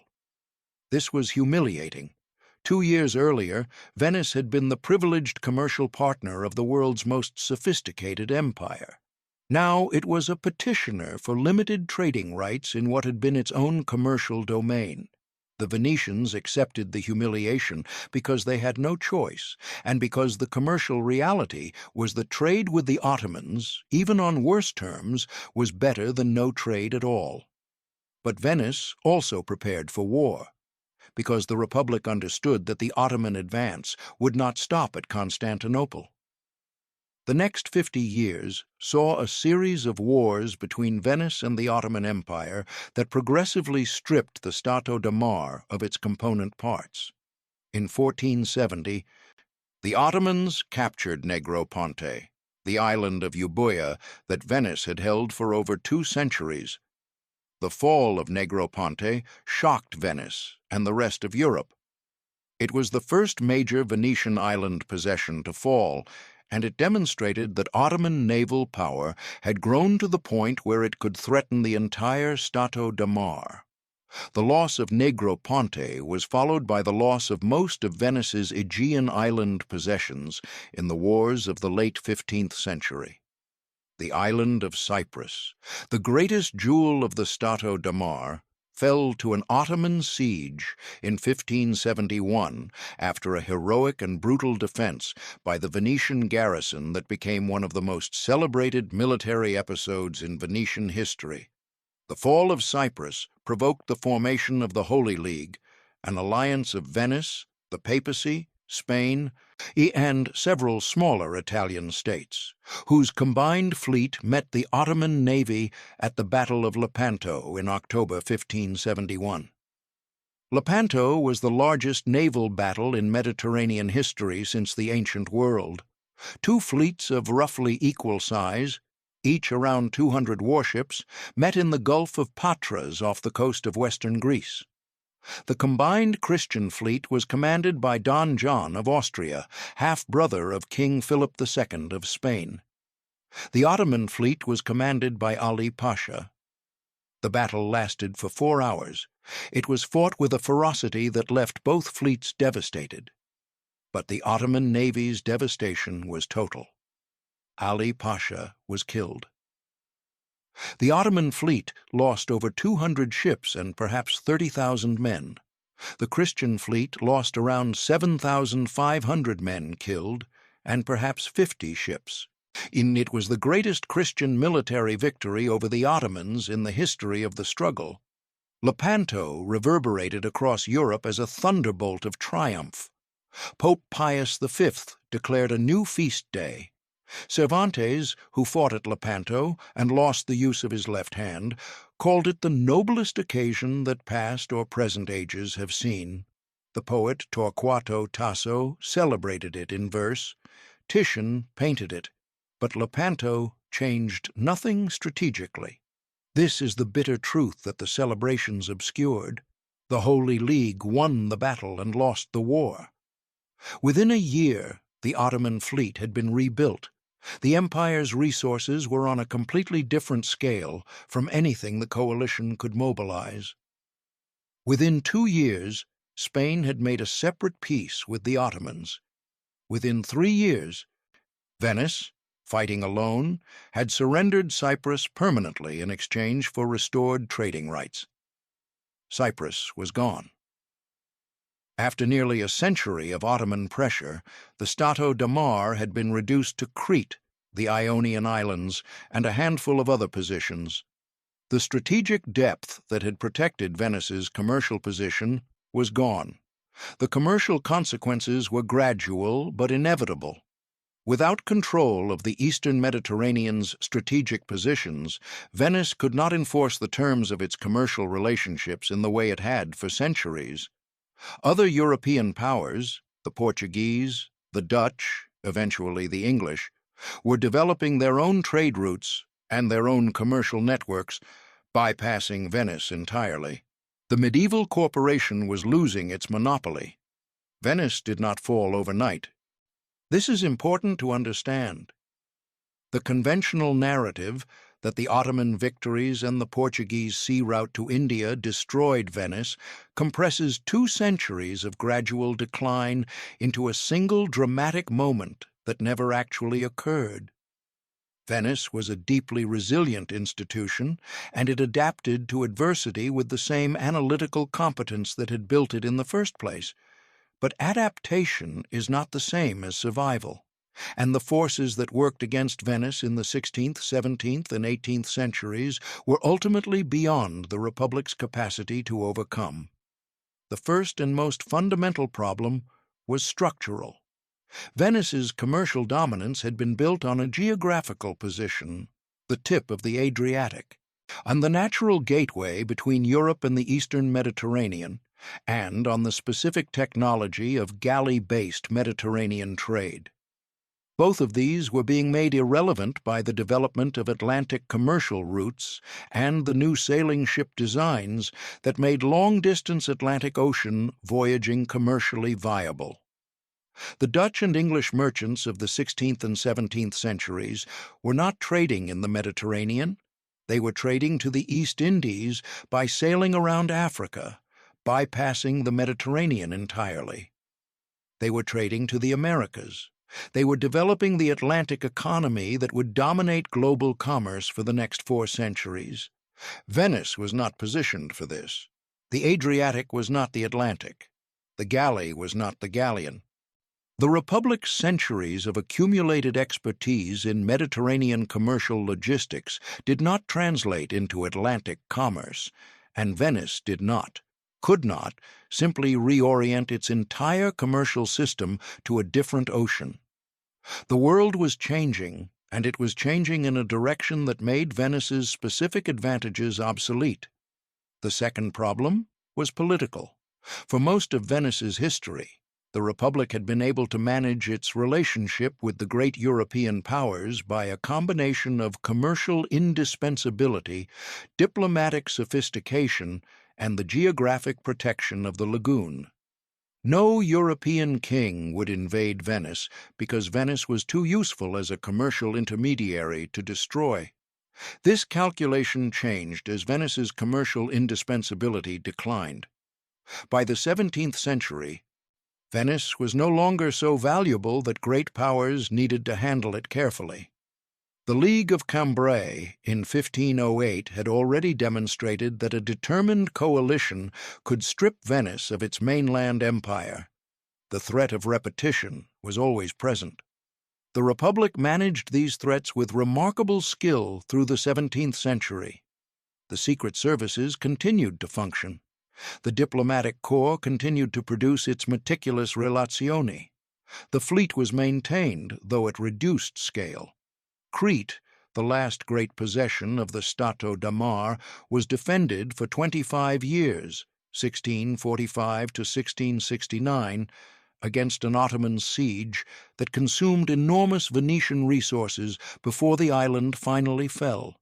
But each crisis cost more and recovered less. Each war left Venice slightly weaker. Each territorial loss slightly reduced the revenue base that funded the next defense. The 18th century Venice was a peculiar and melancholy entity. It was still wealthy by the standards of the time. It was still beautiful, more beautiful than ever, perhaps, as the architectural investment of centuries accumulated into the extraordinary urban landscape that visitors today come to see. The Grand Canal was lined with palaces of a grandeur that expressed not current power, but the accumulated monument of historical power, the architectural equivalent of a successful man's retirement house. The commercial activity that had built Venice was now merely the ghost of what it had been. The great merchant galleys no longer departed on their scheduled eastern voyages. The Rialto still functioned as a market, but the volumes traded were a fraction of the medieval peak. The arsenal still built ships, but at a fraction of its 15th century capacity. What Venice had instead of commercial dominance was something more fragile and more beautiful: reputation. The city was still recognized as a sovereign state, still maintained its ambassadors at foreign courts, still issued its relazioni. Its tradition of political neutrality, carefully cultivated through the 17th and 18th centuries as Venice lacked the power to take sides, meant that it was often used as a site for sensitive diplomatic negotiations between greater powers who needed neutral ground. But reputation is not power, and reputation without power cannot defend a city against a general who does not respect it. That general was Napoleon Bonaparte. In the spring of 1797, Napoleon's army of Italy swept through northern Italy, destroying the Austrian army and occupying the mainland territories. Venice's carefully maintained neutrality, its diplomatic traditions, its centuries of constitutional sophistication, none of it mattered in the face of 40,000 French soldiers who were the most experienced and capable fighting force in Europe. Napoleon demanded that Venice disarm and accept French control. Venice, the ancient republic, the queen of the seas, the medieval corporation that had once bought the world, was in no position to resist. The final Senate met on May 12, 1797. The Doge, Ludovico Manin, reportedly took off his ducal cap and handed it to his servant, saying, "Take this away, I won't be needing it again." The Great Council voted to dissolve the Republic. Venice would be ceded to Austria under the Treaty of Campo Formio. For the first time in over 1,000 years, Venice would be governed by a foreign power. The 1,000-year republic ended not with a battle, but with a vote. The corporate state that had been designed to prevent tyranny dissolved itself when faced with the only force it had never had to confront: overwhelming external military power. Napoleon's soldiers entered Venice and took down the winged lion of St. Mark from its column in the Piazza San Marco. The 4 bronze horses of Constantinople were packed up and sent to Paris, where they were installed as a trophy above the Arc de Triomphe du Carrousel. The arsenal workers, the arsenalotti, the hereditary workforce of the most advanced industrial facility in the medieval world, found themselves suddenly unemployed. The last Doge lived out his days in his family palace on the Grand Canal, no longer Doge, simply a man. We should be honest about what Venice was. It was not a democracy. The governance of the Republic was tightly restricted to the hereditary nobility, perhaps 4% of the population at the most generous estimate. The common people of Venice, the artisans, the fishermen, the sailors, the servants, had no political rights. The subject populations of the overseas empire had no political rights. The slaves who rowed the galleys in earlier centuries had no political rights. Venice was a republic in the ancient Roman sense, a government not of the people, but of the res publica, the public thing, as defined by the propertied and powerful. But within those limits, Venice did something genuinely remarkable. It created a system of constitutional government with meaningful rule of law, enforceable property rights, institutional checks on the abuse of power, and a political culture that prioritized collective commercial interest over individual aggrandizement. And it maintained that system, with continuous development and evolution, for roughly 1,000 years. No other polity in human history has maintained a more or less continuous republican government for longer. The commercial and financial innovations that Venice pioneered, limited liability investment, marine insurance, government bonds, double-entry bookkeeping, the assembly line, scheduled commercial shipping, are the foundations on which modern capitalism was built. This is not a metaphor. The financial instruments that emerged from the Venetian commercial world in the 12th through 15th centuries were studied, adapted, and transmitted to the rest of Europe through the Italian banking families of Florence, Siena, and Genoa, who were Venice's commercial interlocutors. Those instruments reached northern Europe, the Low Countries, England, where they were further developed into the financial architecture of the Dutch and British commercial empires of the 17th and 18th centuries, the Dutch East India Company, the British East India Company, the Bank of England, the London Stock Exchange. All of these are institutional descendants of the Venetian commercial innovations of the medieval period. The next time you buy a share of stock, you are participating in a system of organized commerce that was invented, and in its essential features, by Venetian merchants sitting in the loggia at the Rialto 800 years ago. Venice also gave us something less obviously commercial, but perhaps more profoundly important: a proof of concept for republican government. When Renaissance thinkers, in Florence, in Rome, eventually in England and France and the Netherlands, began to argue that government did not require a king, that a republic could provide law and stability and organized collective action without autocracy, they pointed to Venice. Venice was the living demonstration that it was possible, that a republic could endure, that constitutional government could maintain itself against the erosive pressures of human ambition and factional conflict.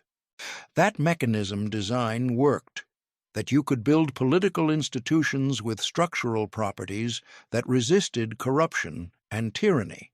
The founding fathers of the American Republic studied Venice.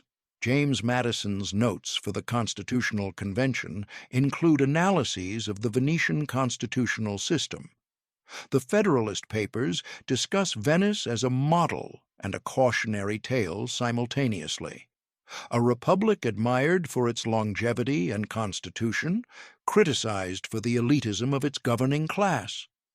The American Senate, with its fixed terms, its deliberate insulation from populist pressure, and its role as a check on the more democratic House of Representatives, owes something to Venice's Senate, the Pregadi, and its function in the Venetian constitutional system. But the most important thing about Venice is something that no institution has successfully captured and transmitted, because it is not an institution at all. It is a way of thinking. The Venetian way of thinking was, at its core, an insistence on seeing the world as it actually was, rather than as it was supposed to be. Medieval Europe ran on theology, on the idea that the world had a divinely ordained order, that hierarchy was natural and sacred, that profit-seeking was sinful, that the proper organization of human society was determined by God's law rather than by human calculation. Venice ran on analysis, on the patient, dispassionate examination of commercial and political reality, stripped of theological pretense, and the equally patient design of institutions and instruments to manage that reality effectively. The Venetians were not godless. They built churches of extraordinary beauty and spent enormous resources on religious ceremony, but they did not allow their theology to override their commerce. They traded with Muslims when the Pope said not to. They calculated interest when the Church said usury was a sin. They ran a surveillance state when Christian tradition valued charity and forgiveness. They ordered assassinations when diplomacy failed. They did what worked. They built systems that survived. They endured. Venice began as nothing, as mud and salt water and desperate people who had nowhere else to go. It became the most sophisticated commercial, financial, and political system the medieval world had ever seen. It held the economy of Europe in its hands for 500 years. It built the first industrial facility. It invented the government bond. It pioneered the assembly line. It created the first modern intelligence service. It demonstrated that constitutional republican government could endure for centuries.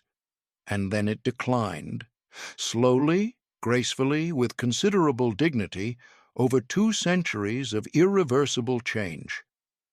The world had outgrown the geography that had made Venice indispensable. The Mediterranean had been superseded by the Atlantic. The galley had been superseded by the galleon.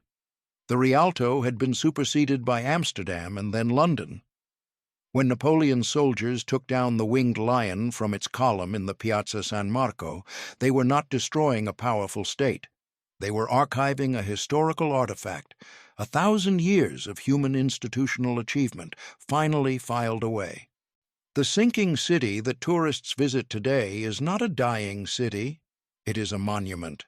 It is the physical remains of the greatest commercial republic the world has ever produced. A city that was, for several centuries, the Amazon, the Federal Reserve, the CIA, the Navy, and the constitutional republic of the entire Western world, all simultaneously, organized by a few thousand merchants on a series of muddy islands in an Adriatic lagoon. The buildings are still there. The basilica still holds its Byzantine mosaics and its bronze horses. The arsenal's brick walls still stand, enclosing what was once the most advanced industrial facility on Earth. The winged lion of St. Mark, rebuilt after Napoleon's theft, stands again on its column in the Piazza San Marco, looking out over the lagoon with the same calm, calculating gaze that the Republic always had. And the water still rises. Venice is still sinking. A millimeter or two a year as the mud on which it was built compresses under its own weight. In a century or two, it will be a city beneath the sea, not destroyed, not forgotten, but preserved in salt water, perfectly, the way the medieval world preserved its most valuable things. 1,000 years of the world's most profitable corporation, kept perfectly under glass.